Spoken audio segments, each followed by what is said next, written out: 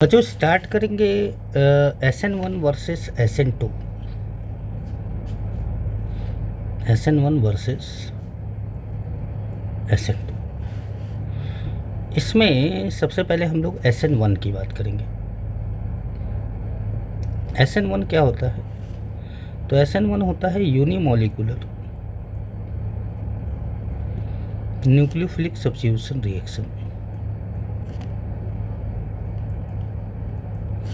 Substitution reaction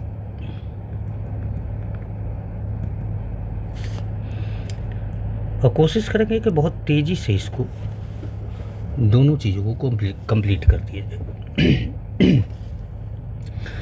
तो SN1 versus SN2 में सबसे पहले आप लोगों को SN1 जो पढ़ना है, इसमें आप कोई कंपाउंड ले लीजिए। जैसे मान लीजिए कि मैंने ले लिया CS3 ले लिया,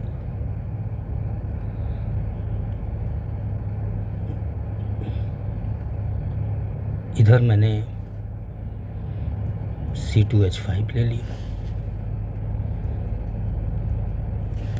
इधर मैंने H ले लिया और इधर मैंने कोई भी ग्रुप ले लेते, मैंने Cl ले लिया मान लो। ठीक। अब क्या होगा कि SN1 में सबसे पहले ये बॉन्ड टूटता है और ये बॉन्ड टूट के ये प्रोसेस स्लो होती है। एक sp3 से sp2 बन जाता है।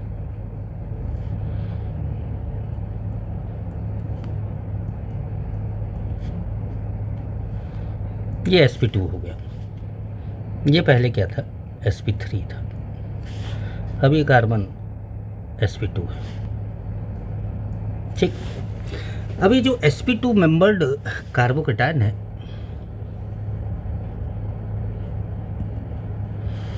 ये में रीअरेंज, इसमें रीअरेंजमेंट हो सकता है। अच्छा, ये एक इंटरमीडिएट है।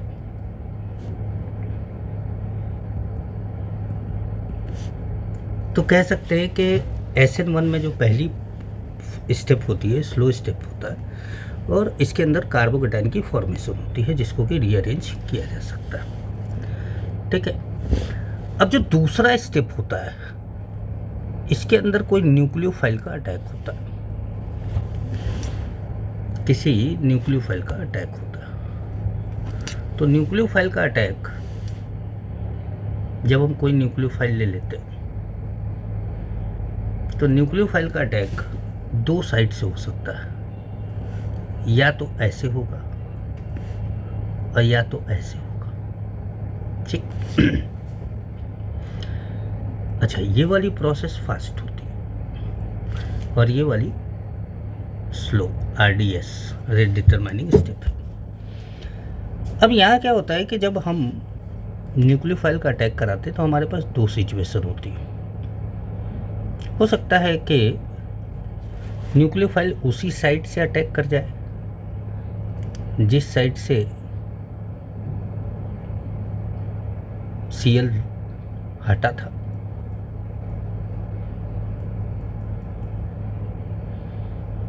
तो न्यूक्लियोफाइल वहीं जुड़ गया। ये भी हो सकता है कि न्यूक्लियोफाइल अपोजिट डायरेक्शन से जुड़ जाए।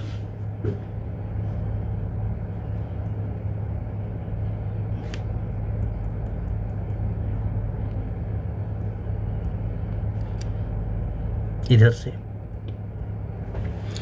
तो अगर ऐसा होता है तो जब उसी साइड से जुड़ता है तो उसको बोलते हैं रिटेंशन, और जब अपोजिट साइड से जुड़ता है तो उसको बोलते हैं इन्वर्जन। चांसेस दोनों के हैं, 50% इसका भी है, 50% इसका भी है। पर ध्यान रखना है कि रिटेंशन कभी भी 50% से ज़्यादा नहीं हो सकता और इन्वर्जन कभी भी 50% से कम नहीं हो सकता। ठीक। अब आपने ये SN1 देखा, जरा इसी में अब SN2 को दिखाते हैं आपको। तो SN2 में बोला जाता है bimolecular nucleophilic substitution reaction.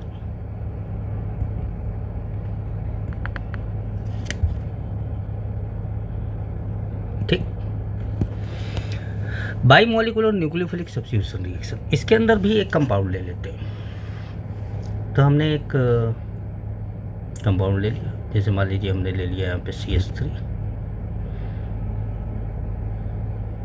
यहाँ पे हमने बना दिया H, यहाँ ड्यूटेरियम ले लिया, यहाँ वही Cl ले लिया। न्यूक्लियोफाइल का अटैक कराना है, लेकिन इस बार कार्बोकैटायन नहीं बनेगा, रिएक्शन एक ही स्टेप में होगी। ये क्या करेगा, बैक साइड से अटैक करेगा और ये यहाँ से टूटेगा। तो अब जब बैक साइड से अटैक करेगा, जिस साइड से Cl टूट रहा है उस साइड से अटैक नहीं करेगा, तो यहाँ पर 100% इन्वर्जन होगा।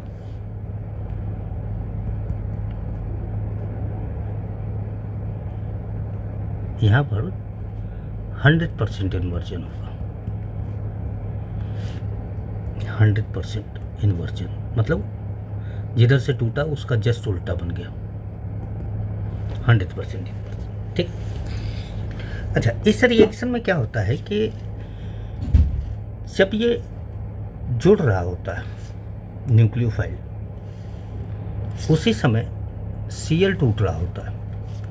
अच्छा, जो Cl टूट रहा है उसको हम बोल रहे हैं लीविंग ग्रुप, LEAVING, मतलब छोड़ के जाने वाला ग्रुप। ठीक है, ये हो गया H, ये हो गया D। अच्छा, इधर से क्या हो रहा है कि Cl टूट रहा है और इधर से क्या हो रहा है कि न्यूक्लियोफाइल जुड़ रहा है। तो इस स्टेज को बोलते हैं ट्रांजिशन स्टेज, ट्रांजिशन स्टेट। ठीक है, ये इंटरमीडिएट नहीं है। ट्रांजिशन स्टेट हर रिएक्शन में बनता है, SN1 में भी बनता है, SN2 में भी बनता है। ठीक है, अब आपने दोनों रिएक्शन को देखा, इसमें न्यूक्लियोफाइल बैक साइड से अटैक कर रहा है और इसमें न्यूक्लियोफाइल तब अटैक कर रहा है जब कार्बोकैटायन बन जा रहा है। तो देखिए, कार्बोकैटायन बनने का मतलब जगह खाली हो जाना, और बैक साइड से अटैक करने का मतलब है कि जगह खाली ना होना। तो जगह नहीं खाली अगर करना है तो SN1 जो होगा वो एल्काइल हैलाइड, एल्काइल ग्रुप की बात करें, हैलाइड छोड़ी, एल्काइल ग्रुप जो होगा वो टर्सरी, सेकेंडरी और प्राइमरी, जबकि SN2 जो होगा वो एल्काइल ग्रुप में प्राइमरी, सेकेंडरी, टर्सरी में नो SN2, टर्सरी में SN2 हो ही नहीं सकता।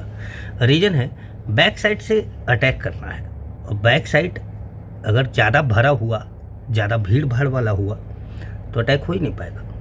ठीक, न्यूक्लियोफाइल अगर हम बात करें SN1, ऐसे लिख देते हैं, इधर कर देते हैं न्यूक्लियोफाइल SN1, SN2। ठीक है, तो इसके लिए चाहिए वीक न्यूक्लियोफाइल और इसके लिए चाहिए स्ट्रॉन्ग न्यूक्लियोफाइल। स्ट्रॉन्ग न्यूक्लियोफाइल क्यों चाहिए? क्योंकि देखिए, Cl के बिना टूटे अगर पीछे से अटैक करना है तो स्ट्रॉन्ग की ज़रूरत पड़ेगी। जैसे धक्का मार के क्या है, किसी को अगर बाहर करना है तो आपको मजबूत होना पड़ेगा। लेकिन कार्बोकैटायन बन जाने का मतलब है कि कोई धक्का मारने की ज़रूरत नहीं है, कार्बोकैटायन बना हुआ है, बहुत ही कमज़ोर व्यक्ति भी आकर इस खाली सीट पर बैठ सकता है। ठीक, अच्छा, जो लीविंग ग्रुप होता है, leaving group,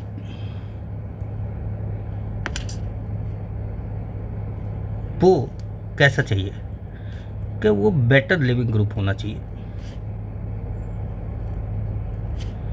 for SN1 and SN2 both. ठीक है। अच्छा, सॉल्वेंट कैसा होना चाहिए? तो सॉल्वेंट जो है वो PP सॉल्वेंट मतलब पोलर प्रोटिक सॉल्वेंट चाहिए SN1 के लिए।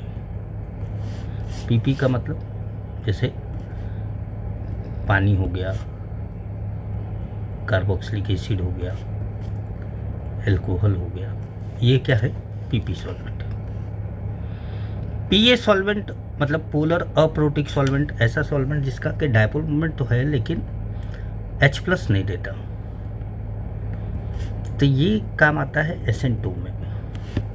ऐसा सॉल्वेंट कौन है? जैसे एसीटोन, जैसे डाईमिथाइल सल्फोक्साइड, जैसे डाईमिथाइल फॉर्मामाइड, ये SN2 के लिए होगा। ठीक है। तो मुझे लगता है कि ये आपको दोनों में डिफरेंस समझ में आया होगा कि SN1 में क्या होता है, SN2 में क्या होता है। SN1 तब ज़्यादा बढ़िया होगा जब कार्बोकेटायन अच्छा बनेगा, और SN2 तब ज़्यादा बढ़िया होगा जब पीछे से अटैक आसान होगा, भीड़ भाड़ नहीं रहेगा। ठीक है। चलिए तो फिर अगले वीडियो में मिलेंगे, तब तक के लिए नमस्कार।